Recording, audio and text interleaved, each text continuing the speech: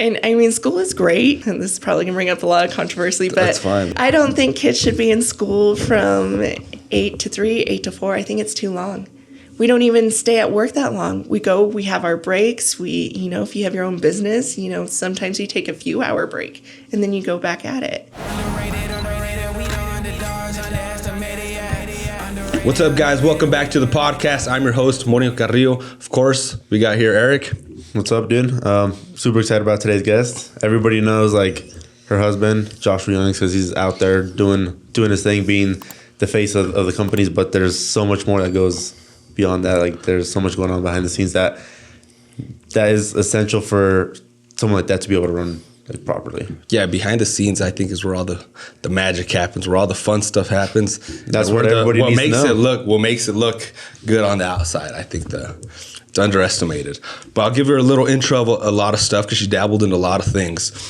So she's the owner, COO of Medicare Peace of Mind. She's the owner of Aerie Peace of Mind. She's an X-ray tech, her background, in that.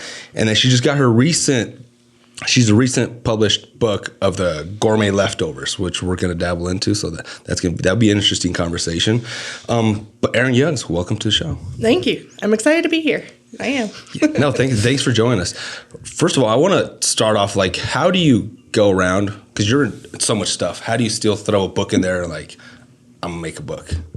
Well, it's a cookbook. It's a cookbook. So it's something I do every day.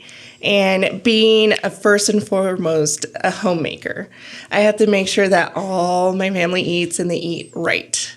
So my husband and our older boys are really good at not liking leftovers too much. Our middle son's great. He's kind of like a garbage man. He cleans up everything. Love it.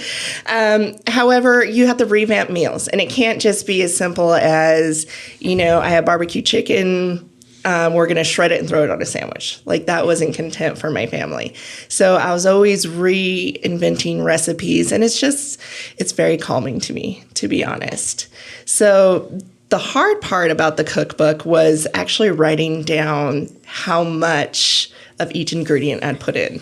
Because I'm very just test and throw something in, test and throw something in. So that was a huge challenge. That's funny because we always give my mom a hard time. She has she makes a bomb carrot cake, and she has a recipe for it. She has the recipe. She has the recipe. Doesn't She's follow there. it. Yeah, she doesn't follow it. I'm like, why do you pull out the recipe? She's the recipe says 2 cups of this. And then mom was like, oh no, I don't use that 2 cups anymore. It's this now. Right, I've adapted it. Why don't you just adjust the recipe then? She's like, I just remember. Right. Or why did it taste better last time? Yeah, and you're just like, I don't remember what. I don't know what I added. So how was that process of going through and writing it? How long did it take you? 'Cause I think you had to rewrite it a couple times. 6 or 7 times. I've had my computer crash on me. I've had a website crash to where they took it off, and then Joshua was like, maybe you should put it on Canva. So then it's rewriting and then doing my own photos. I cried a lot over this book. How long would you say it took you, from when you wanted to do it until you actually published? Oh my gosh. So I think it took me to get 75 recipes done 2 weeks. Okay. But then it was where do I go from here? And with Joshua and I being busy with Medicare Peace of Mind, it just kind of got backburnered. And then we started with a publisher, and they come back and they're like, well, you need 5 more recipes to work with Amazon because they have certain structure you have to go through. So then I came back with 36 more recipes. So then we're going through. And wait, they wanted 5 and you're like, here's 36. Yeah. So it started with just doing leftovers. So the concept is you have one recipe, and from that one recipe, I have 2 alternative recipes you can make off that. However, with each one of those 3 recipes, you can make it can be standalone. It doesn't have to be made from a leftover. Then when I was talking to the publishing company, they see how much I post about desserts and stuff, and they're like, oh, you didn't do that with dessert? And I'm like, do you know how hard that would be? So then when they said they wanted 5 more recipes, I challenged myself and I did that with desserts. And I read through my dedication, which is to my mom and my nanny, my grandma, and I was like, you know what? I should put in some family recipes. So that's where the rest came from. I decided to share. And I thought it'd be nice just for our family to be able to, purchase it and just have it. On a personal level, do you prefer baking or cooking? I don't know. I get frustrated with both. Because I can cook, but I can't bake. When it comes to baking, it's like it's terrible. And my daughter always wants to cook. She always wants to bake. I mean, and I'm just like, I'm not your guy for this. I learn. I feel like with cooking, it's one of those things where you can step away and you can keep it going, whether it's in a big pot or a crock pot, and even a grill. But with baking, it's like you have to measure things so precisely, and it's a little bit more challenging because of that aspect, and you cannot walk away. Like, you have to watch it. You have to sit there and watch a cake, basically. Yeah. And it's like you don't really know if you use the right ingredients or the right amount until the very end. Right. And it's like, well, maybe I'll substitute this for that. Like, my big thing is I don't like using vegetable oil, so I substitute applesauce for it because it keeps it moist and it's a little more healthy, and it adds even more sweet, which is always great. But you still have to watch it because all ovens are different. And then you have to let things cool, and then you can frost. Yeah, it's such a time-consuming process for sure. How's the process of like actually finding a publisher? Is it something that's pretty easy as long as you do some research? Then I just kind of fell into it. Joshua was going to do a book, and he never, spoiler alert, fully followed through with it. So then we reached out to that publishing company and asked if we could just transition into a cookbook. They're really excited. They've never done cookbooks before. So I think they thought they were going to have to help me develop it. And I'm like, here, it's the finished product. Here it is. So, no, it's been interesting. It's been fun. It's a huge challenge. Putting anything on Amazon is a big challenge. The parameters and the expectations, 1 minute they'll approve it, it's on, the next minute it's not. Currently, the soft cover is pulled off because they don't like the dimensions of the cover page. So we're trying to adjust that to get that up and available. Amazon doesn't like it, or Amazon. Oh, okay. So. But you said you could still get hardcover still. Okay. Yeah, we can still do that. We're gonna make sure to put the link in that because I was looking for it and it said it was pulled off, so that's why I was. Yeah. I remember I was asking you about that. After you work on a project for so long and everything, how does it feel when it's like actually published? Are you just like finally, or are you just like like? Actually, just knowing that it was published, I was going to print a cookbook regardless, but Josh kind of pushed me into getting it published. It feels really good. I feel different. I know I'm not different, but it's just something else I get to add. And, I get to tell my kids, look, not only do I have these degrees, but I'm a published author. Like, it's pretty fun. It's great stuff. Is there anything you guys have thought about publishing? Like how to start up your business? I mean, it would be interesting. I don't know if anybody would buy it. I think yes, but like further down the road. So you got like a little bit more experience and like proof of concept and all that stuff. But I mean, the podcast is a great way because this is where we're kind of like talking about what we're going through right now, like what other people are doing, and just like giving other people like free tips and stuff. It's like pretty much all here, and it's like up to people whether they want to implement it or not. You guys are pretty much writing a book. If you take the clips from everything you're doing, you have a self-written book, right? Technically, yeah. I guess so. You just kind of pretty much, what is it? What do they call like descriptor? Just get the clips and how you're doing it, how you're doing the startup and who you're bringing in and why and how you've helped them and what it means to you guys. Yeah. And a big thing, I think that one of the big reasons we do it is like because we talk to a lot of great people like yourself, and it's just like it's our journey through the business. Like, I don't know everything right now, and it might be maybe like 6 months later, remember that thing I said? Like, yeah, never mind, And I think sometimes people get married to their thoughts, like, oh, I said this 6 months ago. And I have to do is like, well, no, you got to innovate your business. You got to do different stuff. Right, there's constant change. Or people, they're just married to their thoughts, and like, there's new information that came out that kind of might change their way of thinking, but like their ego kind of just gets in the way, and they're like, no, I'm gonna stick to my guns instead of actually reanalyzing the situation. A lot of people do that, and I think it happens a lot with a homemaker or a housewife. They think that can be their only job, and that's not true. Like, I helped Joshua with the business, and I've started my own business. It's all what you choose to do. Like, you are the one who decides what your life's going to be. And to me, the more accomplishments I can do and the more I can show my kids or any woman out there or any person, the better I feel. Because I'm showing people, you know, even though you can fail at something, it's not a true fail because you learned. And that's what's important. And think outside the box. Don't think that sorry, I might get into a little coaching here. No, go. I love it. I love it. Go. Don't think like you guys are just doing podcasts. Like you're making a big difference. What else is very tangible to people? Older population like to read things. So even just putting out flyers or helpful advice that way from what you guys have learned is huge. Or helping other businesses interact with each other. Like I'm sure you can think of a few where, if this person got together with this person, this collaboration would be amazing. Yeah, that's and it true. wouldn't have happened without you guys. Yeah, that's true, I guess. And see, that's the thing she's our coach now. But that's the thing where I always say, like, don't close yourself to one market. I do say, more specifically, like, since we're bilingual, like, money doesn't have a language, so it's like, don't close yourself to a market. So technically, I guess I'm closing myself to a market right there. You are. And it's also like, people are like, why are you disappointed if your video only got 100 views? When in reality, if there was 100 people standing in front of you, that'd be crazy. You'd be crazy. Scared. You'd probably be scared of talking in front of 100 people, but then you're just like, it only got 100 views. You're like, 100 views. Well, and you got to think of how many people were watching with that view. It could be multiple people in a room. Not only that, is people get caught up on, I only got like 3 people to like this. Okay, but how many people trafficked through? Or how many people saw it, but they didn't click on it, so it didn't count as a view?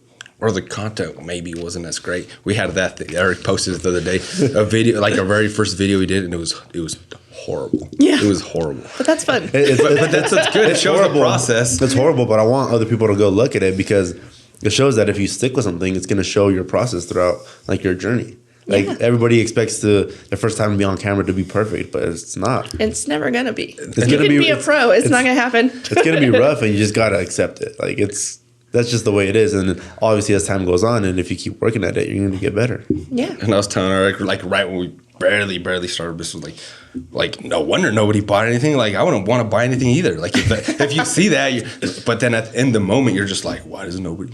You get defensive. You get defensive with the stuff. I wanted to go back to where you said you put stuff on back burners and stuff, like you're saying, specifically women. How do you think the women get like in that position where they put themselves on the back burner and they don't, I guess, put time for themselves to do stuff?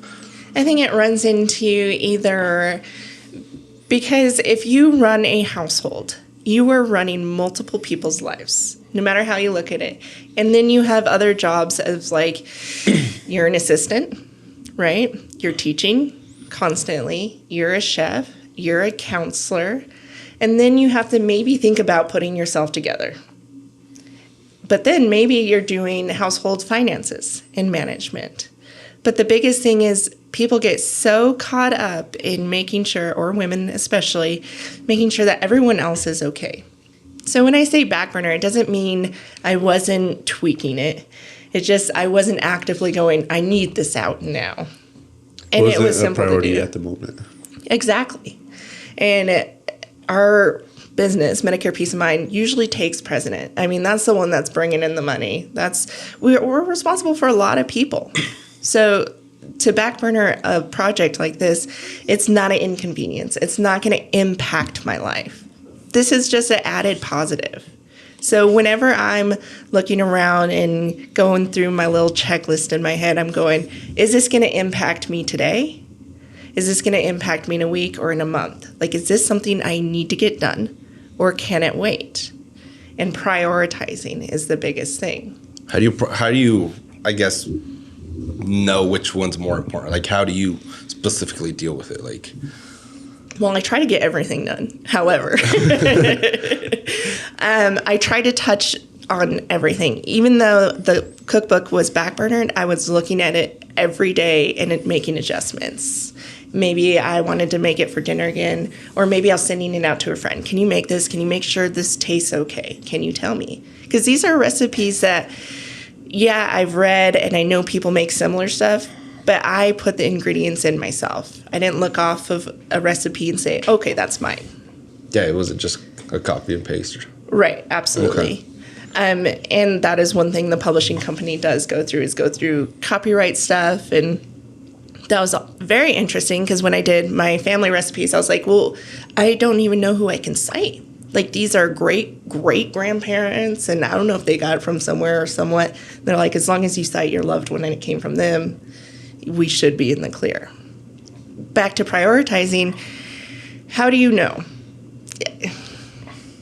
It just depends. Like, I know Joshua's needs, and I know what has to get done to make him comfortable. I know my kids. I know what has to get done to make them comfortable.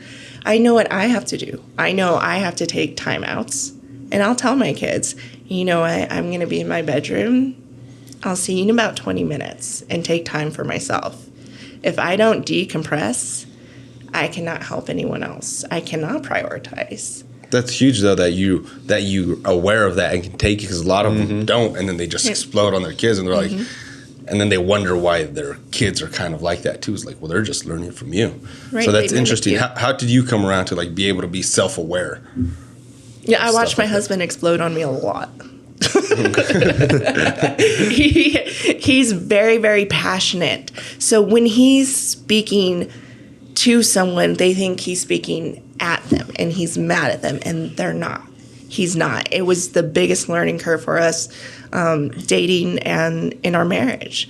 Once I accepted he was passionate, I learned, I need to step aside because I'm not that passionate, vocal person. I'm passionate, but I'm very, let's talk about it. Let's figure it out.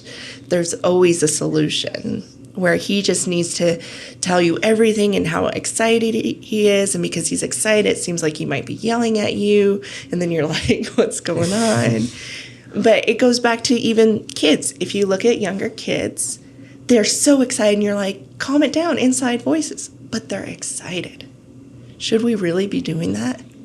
Yeah, I don't think we should. So just perfect example. I had a parent teacher conferences yesterday, and I was I went, and she's like, she's all rowdy and stuff at the house, and then at school they're like, she doesn't really talk much.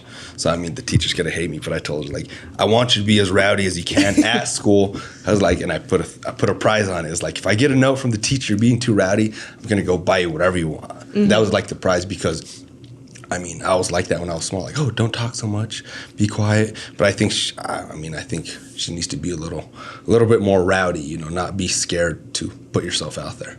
Right. So I put a prize on it. The teacher's probably not going to like it, but that's okay. Well, a lot of people might look at that and be like, "You're being disruptive to the class. That you're encouraging her to just be disruptive and."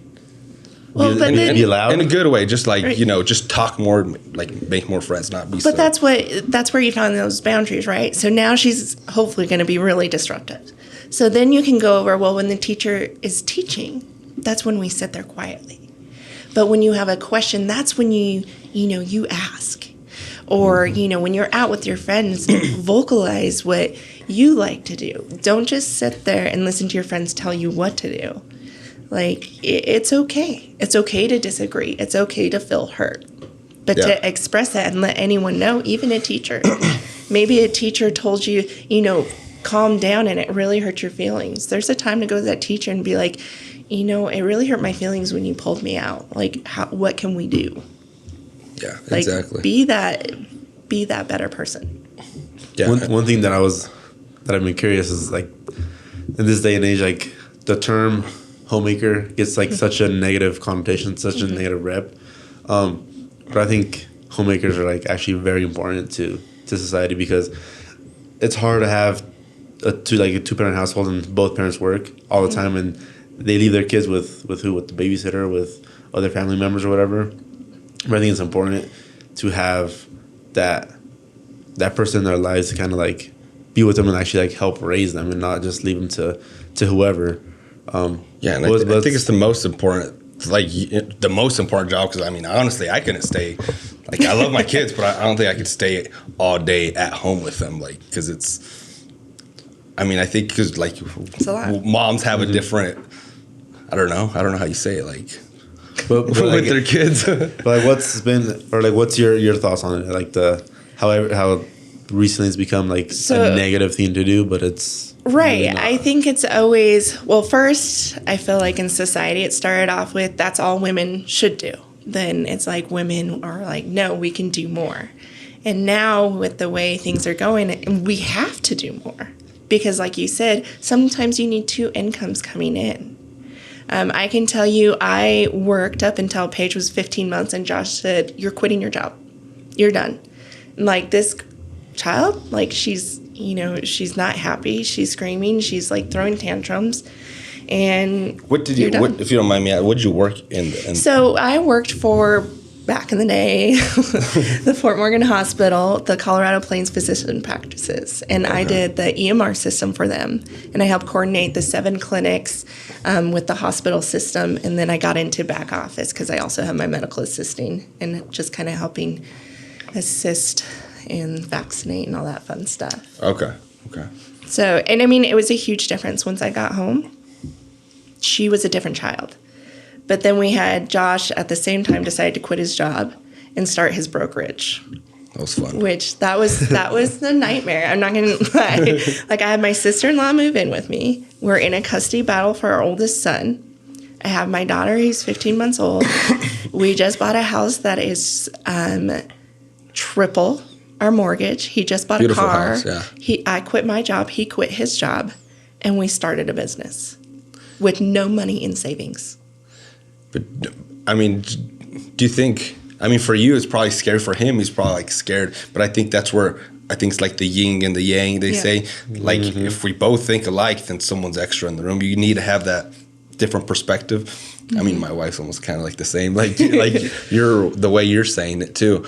And I'm more of the way, like, now you got to perform. Because now you got this. He's all or nothing. Yeah. So, like, he made it happen. I mean, I am so proud of him. And I didn't understand what the business was until about 2 years in. And then I said, I'm done. I'm jumping in. He was driving, like, to Greeley to a client, to Denver to a client, back to Greeley, and things like that. And I'm like, you can be more efficient. Like, I cannot stand this. Like, I've been in management. I've done this. Like, I'm not content with this. So we always laugh because one of our first arguments when I was in the business was he had me cutting postcards with a paper cutter, and I cut it too many at once. So, of course, it didn't cut straight. And me, being a crafter, I can take scissors, cut it, make it, it'll be fine. He lost it on me. Lost his little mind. Because he used the scissors? Because I cut it wrong. And I'm like, I can fix it with scissors. And he's like, I can just do everything myself. It was a crazy flub over these dang postcards. But, I mean, that in itself is hard. So how does it work? That was like one of your first, you would say, like, yes. Right in the business. So how is it like now transition? Like, because like, is it still kind of like that, or how is it? No. So now Josh is learning to delegate, and he can do it all himself, but he shouldn't have to. Why should someone do all that work? If you can hire it out, buy your time back. Just because you can doesn't mean you should. Right. And there's alternatives, and it's okay for people to make mistakes. That's his biggest thing he has to understand. We can correct it, and he's been doing wonderful. And went through where he hired some ladies, and they were great, but then they weren't up to speed where we needed them. So then I had to come in and kind of be like, okay, we need to evaluate this. We need to figure out the best way to go about this. And then it's been transitioning on how many we need in the office, how many we don't need in the office, because we travel a fair amount. Josh was gone probably, I don't know, over 50, 70% of the year a few times. And that leaves me at home, making sure the office is okay and running the household, making sure the kids are okay and making sure the kids don't feel his absence. Like, they'd be like, I miss Dad. And I had to come up with creative ways to make sure they knew he was gone, but they didn't feel he was gone. That's huge. Yeah. Yeah, that's huge because, I mean, he works long hours too. So it's like, when's he going to come home today? I want to do this. But like, right. kind of having him like he's probably not. He's gonna be home late. How long was like that process that you're saying that like you guys kind of like learned to develop? We're still developing. He is finally. We decided to start an LOA program, so he's been kind of working on getting that up and going. So that's given me more opportunity with the office. What's LOA? LOA is an insurance agent that works for us. So we pay for their marketing and we pay to make sure that they have leads or people to call. But we get most of the money and they get a salary is how that works. When you're a broker, insurance broker, all the money comes into you. But you have to manage your time. You have to pay for marketing. You have to pay for leads. And that gets expensive.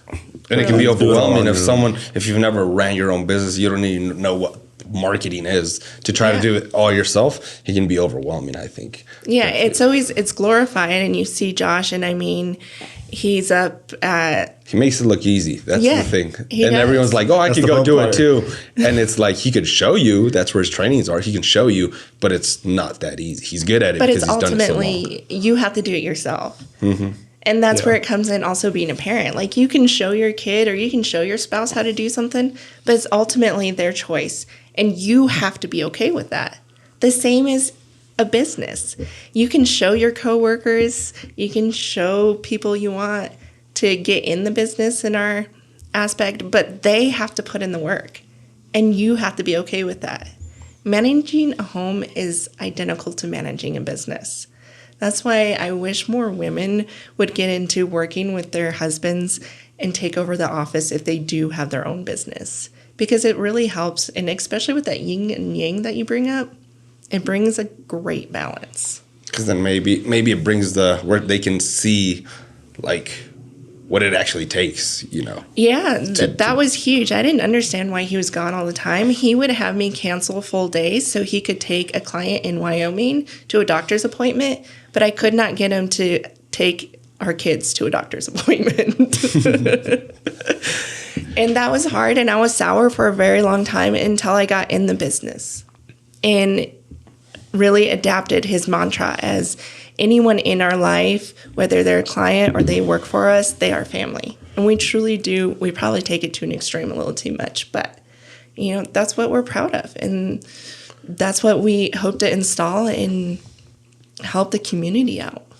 Were you hesitant to like get in the business? No, I wanted to get in right away because I didn't like the way he ran things. So I couldn't wait to get in. He was hesitant. So he kind of like showed you or you saw what he was doing and then you were kind of just like, no. Yeah, pretty much. It's like there's better ways to do things.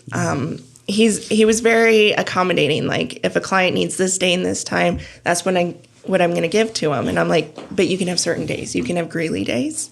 And you can offer those days and times. You can still be accommodating, but you don't have to be over accommodating. How difficult is that though? Because like pretty much now you have your spouse coming. Usually, sometimes when we hear from our spouse, we don't want to pay attention to that much, or just like a family member, someone close to us. I think.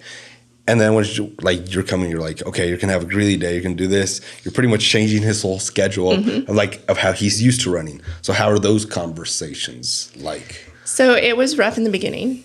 Until I started taking over client calls. And then he really didn't have a choice because I didn't put it at the top of the calendar, but all of a sudden he would have all Greeley clients. And he caught on to it. Like after I made this cookbook, he caught on how I was revamping leftovers. He didn't realize it till the cookbook, which is fun. Those conversations are hard, but I also have to understand this is his business. He created it. I'm just being a part of it. And mainly, I missed him. I will go in his office and just sit in his office. Even if we don't talk about anything and he's working on something, I'll just sit there because I just want to be near him. And that's really helped our marriage a ton. What do you say to like the people who are like listening to this and they're like, I don't know if I could be with my spouse in the business because I don't know if we could be together all day. Would you be able to be with your spouse all day? I don't know. That's right. I don't know. I think you don't know until you try. And you have to understand you guys are doing different things. Like you have your own role. But it's accepting that everyone's going to bring a different idea. But it's knowing you might have a right idea and a wrong idea. And being okay with it. How do you get like your own, I guess like your own space, like your own time to do your own things?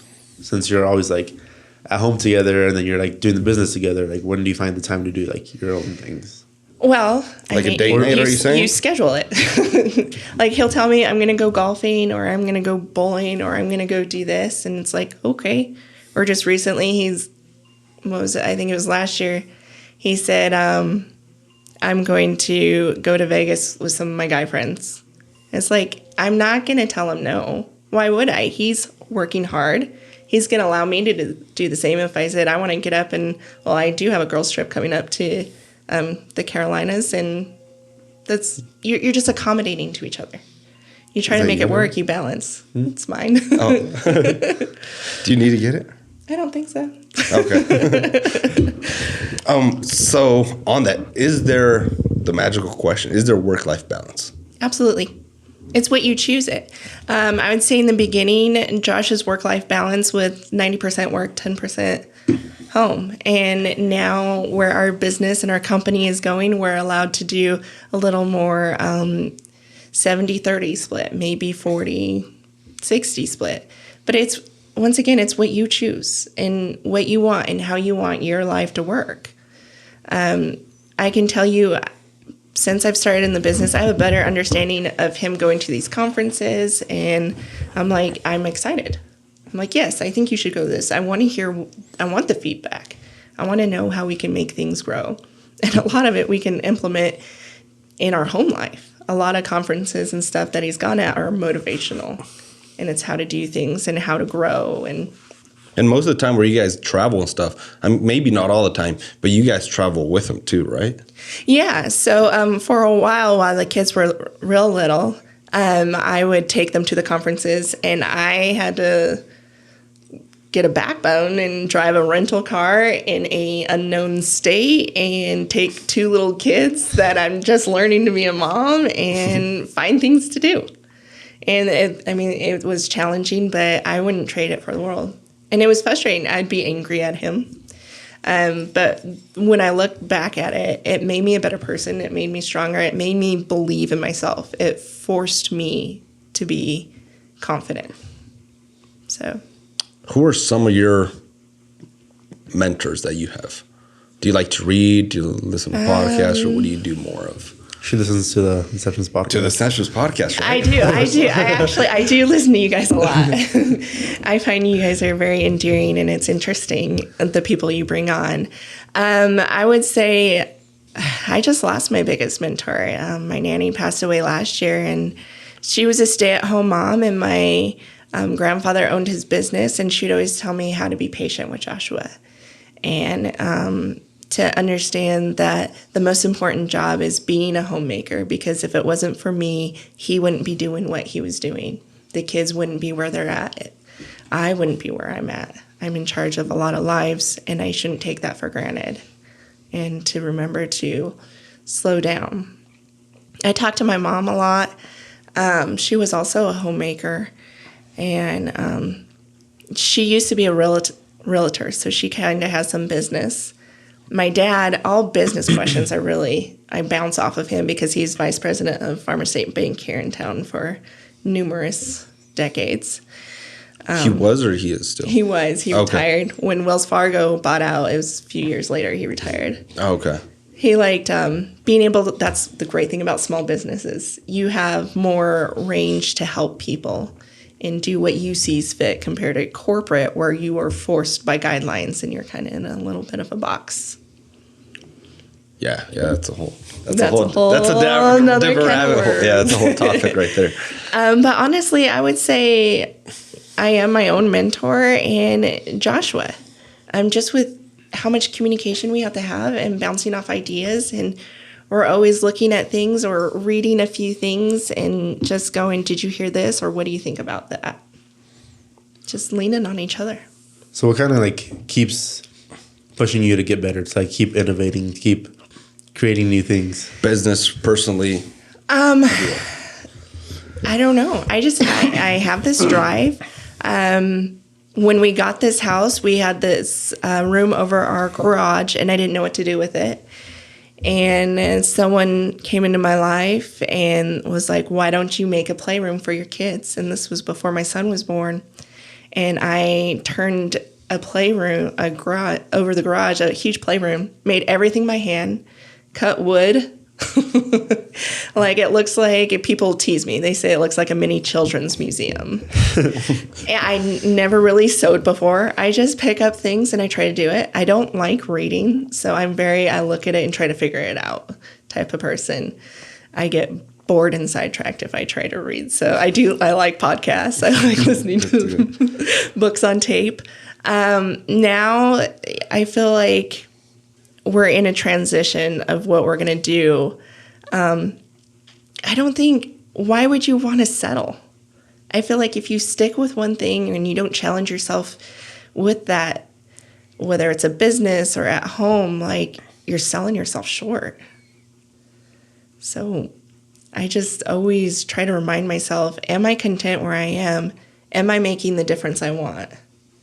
How can I bring life into other people, or how can I be fulfilled?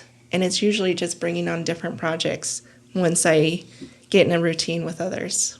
And I'm sure having like a spouse like Joshua with like his high energy, his passion also has a little bit of effect on you. Oh, 100%. I mean, it's like if you go to a hype conference, like you're excited, you want to do everything, and then you get home, are you going to do it? That's up to you. I live with my hype conference. Like, he's always like, let's do this. We want to do this. Like, he is so passionate about what he does and how he helps people and going that extra mile that I can't help but fall into that. And then coming from a long line of homemakers, like that's what I learned. That's what I was raised with. So you personally, do you think, like you said, you go to a hype motivational speaking gig, do you think those are better than workshops? No. Or do you think workshops, because that's the whole thing, they hype you up, you go home, it's like, I came here because I'm not motivated most of the times. So it's like I go back home and I'm still not motivated. I was just motivated that weekend. You're motivated like for like that following week. That's what I'm saying, that week, and then it goes away. That's why I think it's like workshops. I mean, personally, I think it's like the workshops because they give you tools of stuff to actually implement. Motivated or not, you got a layout kind of what to do. Not only that, is a lot of great workshops force you out of your comfort zone. They have you do things in front of them, or they force you to do things. Like I was telling you guys earlier, Josh has had me do interviews, and it was like last minute. I had no idea what was going on or what I was supposed to do. But I mean, I trust me, I was cussing him during that and cussing him out after. but how'd you feel afterwards? Right, the long impact. It was. I'm proud that I did it, and I'm forever thankful that he put me in those positions. So do you find him kind of sneakily doing things like that? Like he's probably like deep down like, oh, she's going to be mad. But like once you do it, kind of like, here you go. Yeah, I think he'll see me getting comfortable, and I think he saw me get comfortable with the cookbook, and that's why he's like, I'm going to publish it. We're going to get it out there. And I'm like, I don't care if I make money on it. Like, I just did it because it's a passion. And I did have friends and family going, it's really hard to cook for two people. Empty nesters, or you just never know. A lot of times having little kids, they don't want to eat what you eat. So you make something a little different. Yeah, that's true. Yeah. How hard is that? No, that's hard. To the parents. Dude, that's hard because, I'll be like, hey, we're having this, and then because we like to kind of like meal prep for the week because my wife's doing her stuff and we're busy, so it's like, and then my daughter's like, I don't feel like eating that, and I'm just like, oh my god, like what are we gonna do? So you don't feel just like telling her like, oh, I guess you're not gonna eat today then. I guess you're not eating. I have pulled that, but I can't ever follow through with that because I feel bad. And to me, as long as they want to eat something that's healthy other than the dinner, I can't get mad at that. If they try it and they don't like it, I'm not going to force it down their throat. Like, I'm not going to give them food disorders doing that.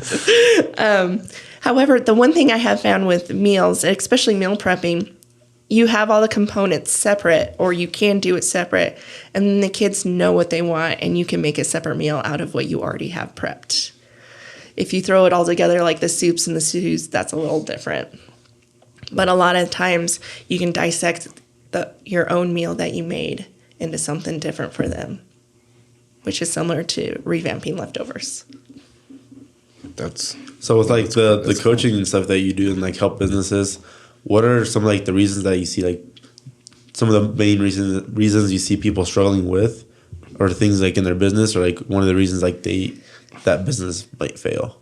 I think a lot of times if you don't get the right personalities to work for you, which should be with you, your business is going to fall. If you make work instead of someplace that someone wants to go to, is excited to go to, they're not going to give you what you need. They're going to find shortcuts. They're going to slack. And honestly, they're hurting themselves because they're in a miserable position. I have coached people out of their jobs and into another job, and they're happy. And it's finding your happiness. Into another job, right? Okay. Yeah. She's going to coach you out of a job. Yeah, 100%. Or maybe they have funds and they're scared to be a stay-at-home mom, or they want to start up a business and they're not sure they can do it. And, Josh and I are a living example. You absolutely can. It is scary, but you can do it. Everyone has the drive to push themselves. It's a choice. So, what do you guys find? Do you find you're away from home a lot and that brings strain, or? I'm gone. I feel like I'm gone a lot. But then it's like I think it's just prioritizing your day. Mm-hmm. Like yesterday, I have conferences. Yeah, I can go home during that time. Just know, like, after conferences, I got to go back to doing some stuff. Like, I can cut that stuff out. But yeah, I think I'm probably, I would say, gone a lot. My day usually starts like at around 5:30. And sometimes, like last night, it was 10:30 and I was still doing some stuff. So, sometimes it's like that, and sometimes you can just hang out and watch a movie, But. We bring our kids into the business. So Paige does little commercials, and we're getting Jacob into it. And our oldest, Dylan, was a broker for a little bit. And now he wants to be a comedian. And Ty is 18 and he's in our LOA. But we try to bring the kids in as much as possible. Is that something you guys? Yeah, I think that's huge. Yeah, I bring my kids all the time. So like 2 days ago, I think I brought my son with me, and then when my daughter doesn't have school, I'll just bring her here. And sometimes the days, like, I know I'm probably not going to be as productive, but I know it's like I can kind of do some stuff, and then I can kind of hang out with her, and then we can go like grab ice cream or something after. So it's kind of like, so you don't see it as like a negative thing that you're always gone or whatever. Yeah, but like, hey, let's go do this, and then we can go grab ice cream. So now she's like, hey, we got to go get some work in, but then we can like kind of like a reward at the end. And it's kind of the things. That's the thing with parenting. I think that's why I think moms are the what do you call it? Like the center of the household, because like, I don't know, we don't know if you're doing it right. You're not going to find out till they're 20, you know, really. So it's pretty much an ongoing experiment for it. Hopefully they're doing it right. To whose metrics? That's where you go. You're doing right. You're doing wrong. To whose metrics? I think that's where you kind of have to be like, who do you listen to, and stuff like that. Yeah, but I think like just the priorities is a big thing. Like like sometimes we have like shoots and stuff all the time that we're away from home and stuff. And last year was pretty crazy with all the events and stuff we had going on. Always being away from everything, and then it's like you don't have a balance of anything. Which is like why we made some changes like this year and going forward. But I think like the priorities, and then like just balancing. Sometimes this week, these couple weeks, I'm going to be busy. Just know that I'm going to be busy, and having that communication with like your partner. And I'm actually interested to know like your side of it. I think because before I was like in business and stuff, you started going deeper. People like frown about it. Like, you're always working. Like, that's so boring. Like, they think you're having a bad time. And I used to kind of like maybe like, why are they always working? But then it's like, now it's like, well, this is what I like. Like you said, if there's an environment, like this is what we do and I like it. So it doesn't feel really like as work. There might feel like it works sometimes, but it's fun. But then people like frown upon it and they're like, you're always working, man. That's boring. But it's like, well, yeah, it's boring to you. Where have you been, dude? You're always working. Yeah. We get told that a lot, or especially Joshua, you're working too hard, you're working too long. That's what caused the heart attack. And that's not what caused the heart attack. It was genetics. Does he work all the time? Yeah, because it's his passion.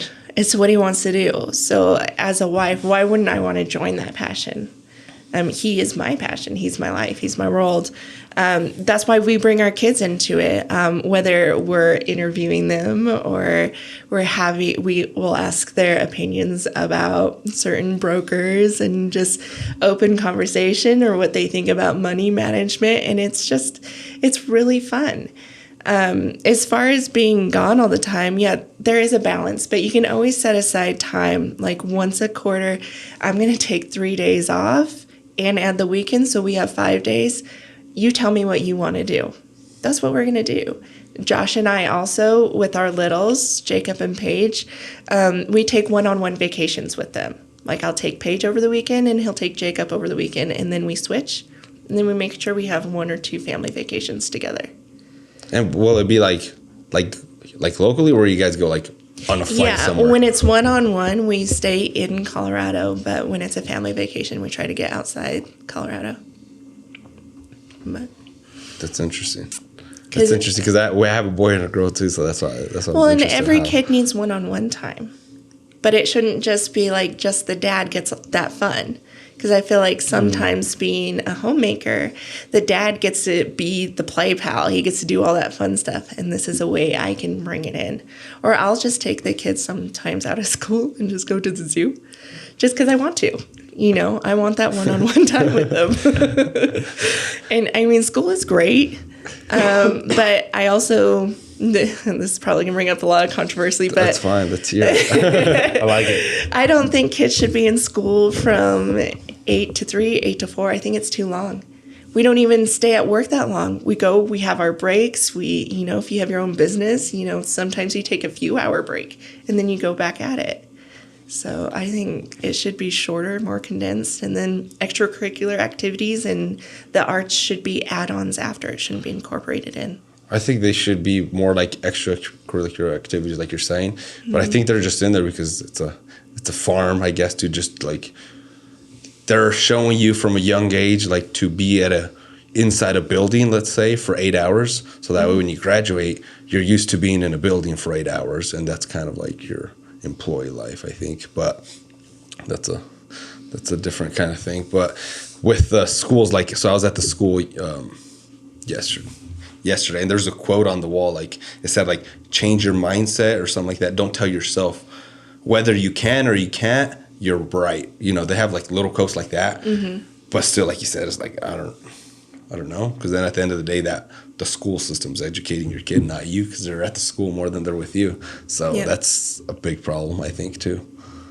Yeah, that's why I do like how the schools have gone 4 days a week, even though they're longer. I feel like I can influence my kid more. And you have to want to. You can't just sit there. Like in the playroom, for instance, I have like chocolate chip cookies, and each cookie has a certain number of chocolate chips, counting up to 30. So we'll sit there. I need to play the room like yours. Yeah. It's always learning, and there are certain toys. Like toys are fantastic, but finding the right toy that really pushes your child is a challenge. And it's if they like to build or they like to take apart things. There's certain magnet toys or train tracks you can put together. I was laughing so hard at those quiet boards that people put together with all the locks and stuff. And the Velcros. They'll have like door locks on them and slide locks. Okay. That type of stuff. And I'm going, yes, let's teach our kid how to escape at a young age. Like, you need to think about that. What you're handing your child and what you're teaching them and training them is fun is going to impact your life. Yeah. So. Yeah, no, my kids will leave. They have the little thing on top of the door. Mm-hmm. And sometimes, if my wife's downstairs, he'll get the broomstick. So he can open it. And he's 2. So it's very smart. It's kind of scary. Yeah. I'll be like, I'll just knock on and be like, hey, open it. I can just hear like against the door, he's trying to hook it back. And so he can open. So it's pretty cool. It's impressive. The other side to like the 4-day weeks though, because I've had some family experience with this, is that both parents are always working. Mm-hmm. So like that extra day, the kids are just home alone and they're doing nothing. They're just like watching TV, kind of just doing nothing. So if say we do 4 days a week and we do all the main subjects, your math, your history, all that fun stuff. We don't do art, and we don't do sports. That's something that can be left for after a short school day or on that Friday. Because I don't know about you guys, but as kids get older and we're up doing sports till 10 o'clock at night, and then they have to go to bed and get up for school again, like it's rough. I feel really bad for them. Like, I'm not going doing that physical activity that extreme, traveling at a young age just to get up and be tired at school and then be told you have to have a certain amount of grades to participate. Yeah, that can be rough on the kids. So I had one last question for you. If you could give advice to Erin 10 years ago, what would it be? Oh my gosh. Be patient with your husband. The biggest advice I would have to say is don't stop and don't settle. I think earlier on in life, I would get in a routine and be like, this is great. I can go play. I can do this. But then I'd fall off. The same as if you go work out and then you go treat yourself, then you kind of fall off a little bit and it's hard to get back in it. So the more you challenge yourself, the better off and the more successful and the more fulfilled you'll be and the more excited about life. I feel like anything we do, like even coming here, I spilled my coffee on my shirt and I had to run home and change real quick. And I was like texting Joshua, he's on the plane, and I'm like, don't worry, I'm not mad. We're going to make the best of the day. And he's just like, straighten your crown, you got this. And just staying positive and knowing anything that comes your way, you can conquer. It might not be what you call a success. It might be a fail, but you did it. You went through it. So truly, you conquered. That's awesome. Well, I appreciate you for joining us. Thank you. We'll put all the links down below so people can go check out, so they can go get it, not just check out. They can go get buy it. Go buy it, yeah.